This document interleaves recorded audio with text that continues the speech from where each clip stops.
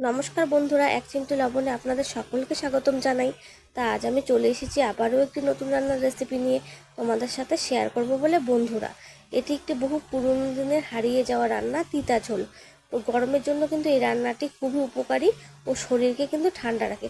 প্রচণ্ড গরম পড়ছে, এই গরমের কথা মাথায় রেখেই কিন্তু এই রেসিপিটি তোমাদের সাথে আমি শেয়ার করলাম। বন্ধুরা, এই রান্নার ক্ষেত্রে কিন্তু আমার লাগবে সবজি, বেগুন, আলু, সজনে ডাঁটা, ডাঁটা, করলা, গাজর, এই সমস্ত সবজিগুলি যা আমি কিন্তু ভিডিওতে দেখিয়েছি।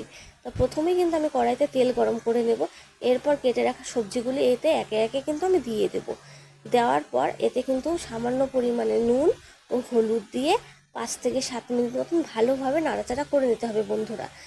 বন্ধুরা, আমার রান্নার ভিডিও তোমাদের যদি পছন্দ হয় আমাকে একটু অবশ্যই লাইক, শেয়ার, ফলো ও সাবস্ক্রাইব করে দিও। তোমাদের ভালোবাসা পেলে কিন্তু আমি আরও নতুন নতুন ভিডিও দিতে উৎসাহিত হব। বন্ধুরা, তা আমাকে কমেন্টে জানিও আমার রান্নাগুলি কেমন লাগে।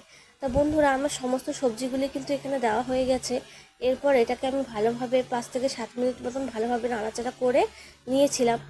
তারপর কিন্তু আবারও সামান্য হলুদ ও লবণ দিয়ে এবং মিক্সিতে আমি মশলা পেস্ট করে রেখেছিলাম, জিরে, আদা, ধনিয়া ও লঙ্কা, সেই পেস্টটা দিয়ে কিন্তু ভালোভাবে কষিয়ে নিতে হবে। তো কষিয়ে নিব। এবং বন্ধুরা, এতে কিন্তু আমি সামান্য টমেটোরও ব্যবহার করেছি, যেটা ভিডিওতে দেখানো হয়নি। যেহেতু এতে তিতা ঝোল, সেই জন্য কিন্তু এতে একটু জল ব্যবহার করতে হবে। আমি একটু বেশি জল ব্যবহার করেছিলাম মোটামুটি।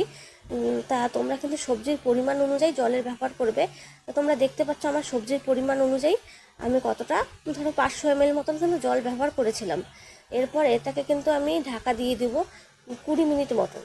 তো 20 মিনিট পর কিন্তু আমি ঢাকা খুলে দেখব যে এটার এখন কি অবস্থা। তো আমি ঢাকা খুলে দেখলাম আমার ঝোলটা কিন্তু একদম বলক ছেড়ে দিয়েছে, ফুটছে। তার মানে রান্নাটা কিন্তু রেডি হয়ে গেছে। তা আমি রান্নাটা নামিয়ে নিয়ে এবার একটু দেখবো যে আমার সবজিগুলো সিদ্ধ হয়েছে কিনা, বা লবণ চেখে দেখবো। তো আমার রান্নাটা কিন্তু এখানে সব কিছু ঠিকঠাক আছে। বন্ধুরা, তোমরা বাড়িতে কিন্তু এই গরমের দিনে এই রান্নাটা করে অবশ্যই একবার খেও এবং জানিও কেমন লাগলো। বন্ধুরা, তা আমাকে একটু অবশ্যই ভালোবাসা দিও বন্ধুরা। তা এই রান্নায় কিন্তু অবশ্যই কিন্তু করলার ব্যবহার করতে হবে। করলাটা না ব্যবহার করলে কিন্তু ভালো লাগবে না। তা করলাটা কিন্তু আমি এখানে